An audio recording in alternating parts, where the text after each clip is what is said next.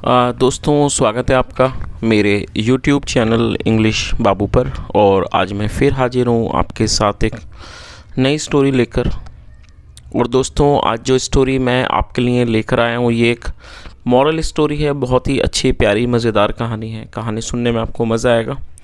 उसके अलावा दोस्तों, आज की इस स्टोरी में आपको कई सारे नए इंग्लिश के वर्ड मीनिंग सीखने को मिलेंगे, उनकी करेक्ट प्रोनाउंसिएशन के बारे में पता चलेगा। और हमेशा की तरह जो इसका ग्रामर का पार्ट है उसे बिल्कुल डिटेल में कवर करेंगे, तो एक एक स्ट्रक्चर को आप बड़ी आसानी से सीख पाएंगे।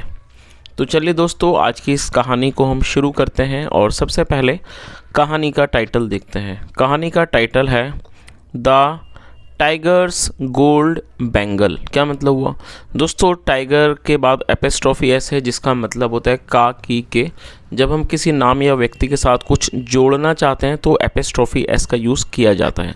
गोल्ड बैंगल का मतलब होता है सोने की चूड़ी, शेर की सोने की चूड़ी। तो दोस्तों, ये आज की इस कहानी का टाइटल है, शीर्षक है। और अब मैं से पढ़ना शुरू करता हूँ। आप लोगों से रिक्वेस्ट है कि आप कहानी को बिल्कुल ध्यान से सुनें। और यदि आज की कहानी में आपको कोई भी नया वर्ड या फिर नया स्ट्रक्चर मिले तो उसे नोट करें। और यदि कहानी पसंद आए तो लाइक भी ज़रूर करें। तो चलिए इसको शुरू करते हैं।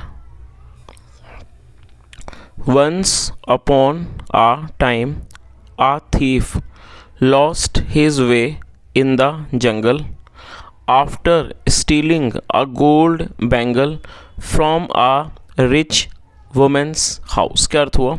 Once upon a time. Once upon a time का मतलब होता है एक समय की बात था, एक समय की बात है। A thief lost his way. दोस्तों, ये जो वाक्य है ये पास्ट इंडेफिनिट का अफर्मेटिव वाक्य है। और जब हम पास्ट इंडेफिनिट में कोई अफर्मेटिव का वाक्य बनाते हैं तो वहाँ वर्ब की सेकंड फॉर्म का यूज़ किया जाता है। लूज का मतलब खोना, गंवाना, सेकंड फॉर्म लॉस्ट। एक चोर लॉस्ट हिज वे, अपना रास्ता भूल गया, रास्ता भटक गया। इन द जंगल, जंगल में। After stealing a gold bangle from a rich women's house. दोस्तों, आफ्टर का मतलब बाद।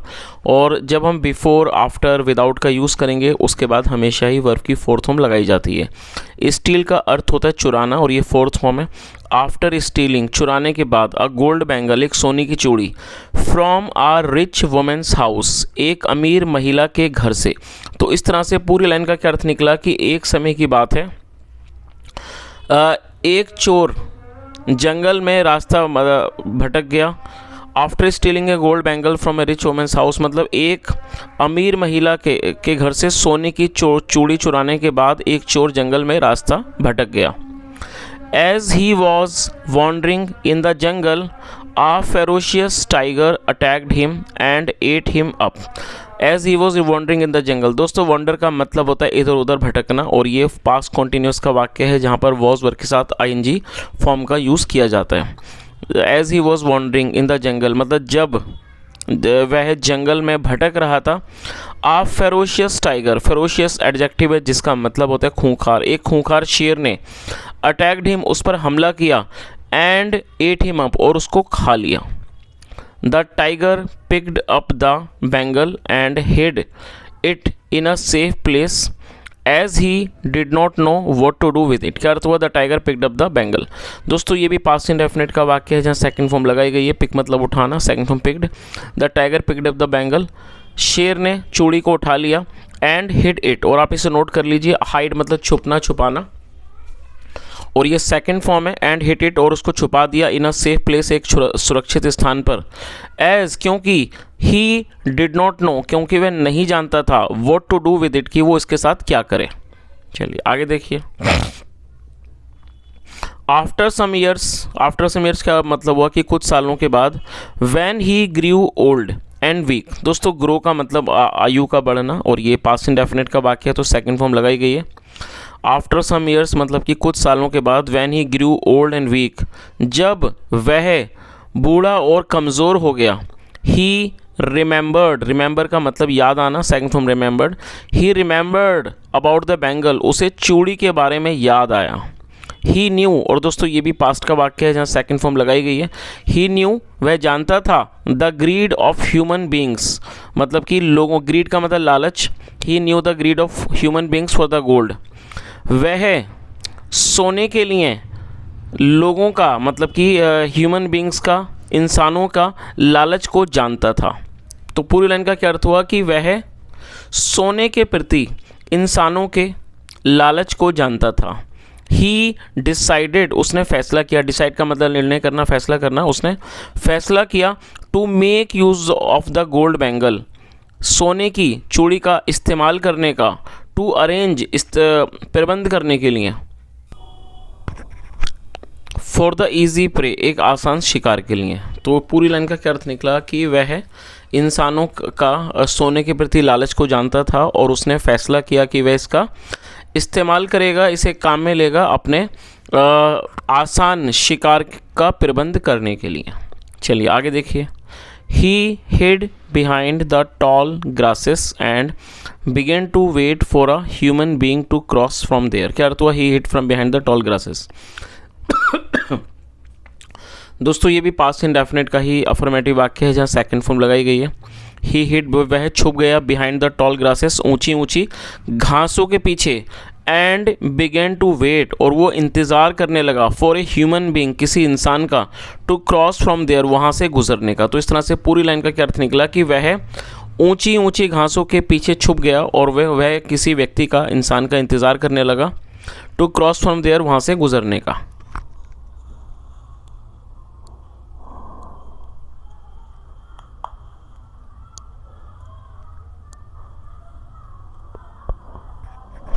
After waiting for some time he saw a villager coming. क्या अर्थ हुआ? After waiting for some time, कुछ समय इंतज़ार करने के बाद, ही सॉ, उसने देखा, अ विलेजर कमिंग, एक ग्रामीण को, एक गांव के व्यक्ति को आते हुए। दोस्तों विलेजर का मतलब होता है गांव वाला, या कह सकते हैं ग्रामीण, और ये सी की सेकंड फॉर्म है और ये पास्ट इंडेफिनिट का ही वाक्य है। कुछ समय, after waiting for some time, कुछ समय इंतज़ार करने के बाद, ही सो अ विलेजर कमिंग, उसने ग्रामीण को आते हुए देखा। ही सैड टू हिम, उसने उससे कहा, डियर फ्रेंड, प्यारे दोस्त, स्टॉप फॉर ए वाइल, थोड़ी देर रुको। The villager stopped and looked around, जो विलेजर था, ग्रामीण था, वो रुक गया, एंड लुक्ड अराउंड, और उसने आसपास देखा। But as he could not see anyone around, he began to walk again. दोस्तों यहाँ कुड का यूज़ किया गया है। जब हम कोई ऐसा वाक्य बनाएंगे जहाँ पास्ट में वाक्य की टेल पर सका, सकी, पाया, पाई जैसे शब्द आएंगे, ऐसे वाक्यों में कुड का यूज़ किया जाएगा। यदि वाक्य नेगेटिव है तो कुड नॉट के साथ वर्ब की फर्स्ट फॉर्म लगाई जाती है। तो क्या अर्थ हुआ? सडनली, सॉरी यहाँ से था, but as he could not see anyone around, लेकिन जैसे वो किसी को भी आसपास नहीं देख पाया, अराउंड मतलब आसपास, he began to walk again, वह दोबारा चलने लगा। सडनली मतलब अचानक, ही सॉ, उसने देखा, समथिंग डैजलिंग, कुछ चमकता हुआ, बिहाइंड द टॉल ग्रासेस, ऊंची ऊंची लंबी घासों के पीछे उसने कुछ चमकता हुआ देखा। डैजलिंग मतलब चमकता हुआ। ड्रिवन बाय क्यूरियोसिटी, दोस्तों क्यूरियोसिटी को आप नोट कर लीजिए, CURIOSITY, क्यूरियोसिटी नाउन है जिसका मतलब होता है उत्सुकता। ड्रिवन बाय क्यूरियोसिटी, उत्सुकता से प्रेरित होकर, he came closer to the grasses, वह घासों के नज़दीक आया। As he entered the grasses, और जैसे ही उसने घासों में प्रवेश किया, he saw a big tiger, उसने एक बड़े शेर को देखा, सिटिंग, बैठे हुए, एट सम डिस्टेंस, थोड़ी दूरी पर, रेजिंग, उठाते हुए, वन पो, एक पंजे को, कंटेनिंग अ गोल्ड बैंगल, एक सोने की चूड़ी लिए हुए एक पंजे को उठाते हुए उसने एक शेर को बैठे हुए देखा। चलिए आगे देखिए।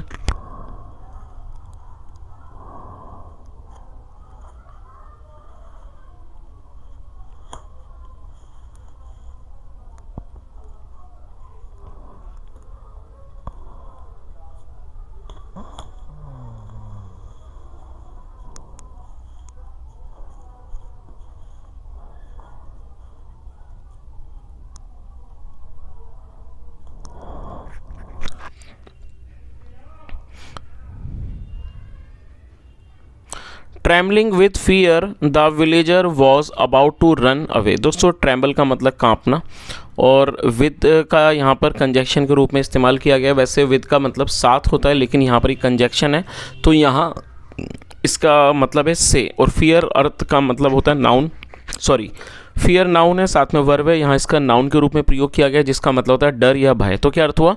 ट्रैमलिंग विथ फियर, डर से कांपते हुए। The villager was about to run away, ग्रामीण भागने वाला था। और दोस्तों जब हम कोई भी ऐसा वाक्य बनाएंगे जहाँ वाक्य की टेल पर वाला था, वाली थी जैसे शब्द आएंगे तो वहाँ वॉज अबाउट टू के साथ वर्ब की फर्स्ट फॉर्म लगाई जाती है। तो पूरी लाइन का क्या अर्थ निकला? ट्रैम्बलिंग विथ फियर, डर से कांपते हुए। The villager was about to run away, गाँव वाला, ग्रामीण भागने वाला था। जस्ट देन, तभी, द टाइगर सैड पोलाइटली। दोस्तों पोलाइट का मतलब होता है विनम्र, जो कि एडजेक्टिव है, और जब इसमें एल जोड़ देंगे तो ये पोलाइटली एडवर्ब बन जाएगा। एडवर्ब का मतलब होता है ऐसा शब्द जो किसी वर्ब की विशेषता के बारे में बताए। तो पोलाइट का मतलब विनम्र और पोलाइटली विनम्रता से, तो यहाँ पर इसको एडवर्ब के रूप में प्रयोग किया गया है। जस्ट देन, तभी, द टाइगर सेड पोलाइटली, शेर ने विनम्रता से कहा, यू नीड नॉट फियर मी। दोस्तों जैसे मैंने आपको बताया जो फियर शब्द है ये नाउन भी है, साथ में वर्ब है। यहाँ इसको नाउन के रूप में प्रयोग किया गया था और यहाँ इसे वर्ब के रूप में प्रयोग किया गया। तो तभी जो शेर था उसने बड़ी विनम्रता से कहा, you need not fear me, आपको मुझसे डरने की आवश्यकता नहीं है, आपको मुझसे डरने की ज़रूरत नहीं है। Although I am a violent animal. दोस्तों ALTHOUGH इसको ऑल्दो पढ़ेंगे और आप इसे नोट कर लें जरूर। ऑल्दो का मतलब है हालांकि। और दोस्तों ये जो वाक्य है ये एक सिंपल प्रेजेंट का वाक्य है। सिंपल प्रेजेंट का मतलब होता है जब हम वर्तमान में कोई ऐसा वाक्य बनाएं जहां पर इज एम आर का इस्तेमाल हेल्पिंग वर्ब के रूप में किया जाता है, साथ में नाउन या एडजेक्टिव को लेकर वाक्य बनाया जाता है। और यहाँ पे आप इस शब्द को नोट कर लीजिए, VIOLENT। दोस्तों वायलेंट एडजेक्टिव है जिसका मतलब है हिंसक। ऐसा प्राणी, ऐसा व्यक्ति जो हिंसा करता हो उसको वायलेंट कहते हैं। तो क्या अर्थ हुआ? उसने क्या कहा कि you need not fear me, आपको मुझसे डरने की ज़रूरत नहीं है। Although I am a violent animal, हालांकि मैं एक हिंसक जानवर हूँ, हिंसक प्राणी हूँ। I am old and weak now, I am old and weak now, अब मैं बूढ़ा और कमज़ोर हूँ। I am in no position to hunt for food. और उसने आगे क्या कहा कि I am in no position to hunt for food, मतलब अब मैं खाने के लिए शिकार करने की अवस्था में, स्थिति में नहीं हूँ। I may die in a few days. और दोस्तों यहाँ पर मे का यूज़ किया गया है। और देखिए मे का यूज़ जब किया जाएगा जब हम वाक्य में किसी भी तरह के कोई शंका को दर्शाना चाहते हैं, जहाँ पर जैसे हिंदी में शायद शब्द हम इस्तेमाल करते हैं वाक्य में, तब हमें मे का यूज़ हेल्पिंग वर्ब के रूप में करना होता है। और इसे आप नोट कर लीजिए, DIE डाई का मतलब मरना, मृत्यु होना, और ये वर्ब की फर्स्ट फॉर्म है। तो उसने आगे क्या कहा, I may die in a few days, शायद मैं कुछ दिनों में मर जाऊँ। बट बिफोर डाइंग, लेकिन मरने से पहले, I want to hand over this beautiful gold bangle to some human being like you as it is of no use to me. तो अर्थ क्या हुआ इस लाइन का? उसने दोस्तों लंबा सेंटेंस है, इसको थोड़ा थोड़ा करके मैं ट्रांसलेट करता हूँ। ये जो वाक्य है ये एक प्रेजेंट इंडेफिनिट का अफर्मेटिव वाक्य है। जब प्रेजेंट इंडेफिनिट में कोई भी अफर्मेटिव का वाक्य बनाएंगे तो आई, वी, यू, दे और प्लूरल नाउन में वर्ब की फर्स्ट फॉर्म लगाई जाती है और ही, शीट और सिंगुलर नाउन में फिफ्थ फॉर्म। तो फिलहाल ये आई का सब्जेक्ट यहाँ पर आई है तो वर्ब की फर्स्ट फॉर्म लगाई गई है और यहाँ दो वर्ब का प्रयोग करके वाक्य को बनाया गया। तो जब आप कोई भी ऐसा वाक्य बनाएंगे जहाँ पर आप दो वर्ब का प्रयोग करना चाहते हैं तो पहली वर्ब के बाद आपको टू का इस्तेमाल करना है कंजक्शन के रूप में। और जब आप अगली वर्ब को मेंशन करेंगे हमेशा ध्यान रखें कि वहाँ पर फर्स्ट फॉर्म का यूज़ करना होगा। और हैंड ओवर का मतलब होता है किसी के हवाले करना, कुछ सौंपना। तो इस तरह से इस लाइन का क्या अर्थ हुआ? उसने क्या कहा, बट बिफोर डाइंग, लेकिन मरने से पहले, I want to hand over this beautiful gold bangle, मैं ये सुंदर सोने की चूड़ी सौंपना चाहता हूँ, टू सम ह्यूमन बीइंग, किसी इंसान को, लाइक यू, जैसे कि आप, as it is of no use for me, क्योंकि ये मेरे किसी काम की नहीं है। तो उसने क्या कहा कि भाई मरने से पहले मैं ये जो सुंदर सोने की चूड़ी है वो मैं किसी इंसान को सौंपना चाहता हूँ जैसे कि आप, क्योंकि ये मेरे किसी भी काम की नहीं है। आगे देखिए, the villager was a poor fellow. और ये सिंपल पास्ट का वाक्य है जहाँ पर वॉज या वर का, जैसे मैंने आपको बताया सिंपल प्रेजेंट में इज एम आर का इस्तेमाल करते हैं, ठीक उसी तरह से सिंपल पास्ट में वॉज या वर का इस्तेमाल हेल्पिंग वर्ब के रूप में करते हैं, साथ में नाउन या एडजेक्टिव को लेकर वाक्य बनाते हैं। तो क्या अर्थ हुआ? The villager was a poor fellow, जो ग्रामीण था वो बेचारा, वो एक गरीब था। वो एक गरीब व्यक्ति था। ही न्यू, वह जानता था, दैट कि the gold bangle will change his life for ever, वह जानता था कि जो सोने की चूड़ी है will change his life for ever, वो उसके जीवन को हमेशा के लिए बदल देगी। फॉर एवर मतलब हमेशा, उसके जीवन को हमेशा के लिए बदल देगी। मोर ओवर, वैसे भी ही डिड नॉट नो, वह नहीं जानता था the cunningness of the tiger. और दोस्तों आप इसे ज़रूर नोट कर लीजिए, कनिंग का मतलब होता है चालाक, धूर्त, और कनिंगनेस नाउन है, तो CUNNING, कनिंग का मतलब चालाक या धूर्त, और जब आप इसमें NESS जोड़ेंगे तो ये कनिंगनेस नाउन बन जाएगा, जिसका मतलब होता है चालाकी या फिर धूर्तता। तो क्या अर्थ हुआ? मोर ओवर, वैसे भी, ही डिड नॉट नो। और दोस्तों ये जो वाक्य है ये पास्ट इंडेफिनिट का नेगेटिव वाक्य है। जब हम पास्ट इंडेफिनिट में कोई भी नेगेटिव का वाक्य बनाएंगे तो सब्जेक्ट के बाद, जैसा यहाँ पर किया गया है, सब्जेक्ट के बाद डिड नॉट का यूज़ किया जाता है, साथ में वर्ब की फर्स्ट फॉर्म लगाई जाती है। More over he did not know the cunningness of the tiger, और वैसे भी वह शेर की धूर्तता या कह सकते हैं चालाकी के बारे में नहीं जानता था। सो इसलिए to receive the gold bangle, receive मतलब प्राप्त करना, हासिल करना, to receive the gold bangle, इसलिए सोने की चूड़ी को प्राप्त करने के लिए he went near the tiger, वह शेर के पास गया। बट अलस, लेकिन दुर्भाग्य से, the tiger jumped upon him, जो टाइगर था जम्प्ड अपॉन हिम, वो उसने उस पर छलांग मार दी, एंड एट हिम अप, और उसको खा लिया, टू द लास्ट मोर्सल मतलब अपने लास्ट निवाले तक उसने उसको खाया। चलिए आगे देखिए।